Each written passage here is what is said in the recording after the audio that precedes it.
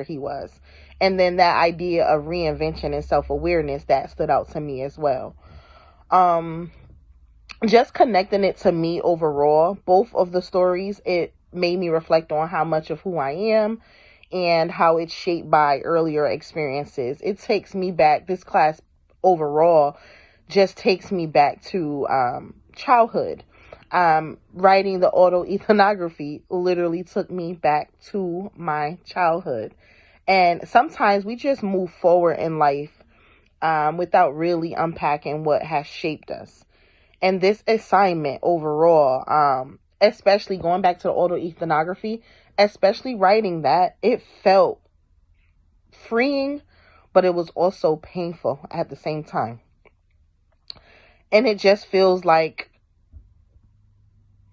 we're asking ourselves to slow down and actually look at our own stories. And I'm cracking now, so please excuse me. Because truthfully, when I wrote my autoethnography, I couldn't help. Tears came like flowing down my face. And even as I read it back to myself. And quite honestly, that felt uncomfortable in a sense. But as I mentioned, it was so freeing. And it was also very, very, very powerful at the same time. So it's just a bunch of different emotions that went on with that. And regarding, the autoethnography and then growth isn't just telling our stories. And I realized that it's just looking at experiences and asking us, how does cultural dynamics, family dynamics, and even environment shape us?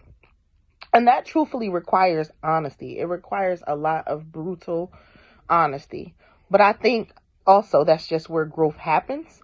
And much like the two gentlemen examining our lives, it just isn't about being perfect, but it's also about understanding oneself fully. Just to bring it to a close, overall, I just think both stories reminded me that reflection is not weakness, it's actually a strength. And living an examined life, it truly just means choosing awareness instead of survival. Thank you for tuning in.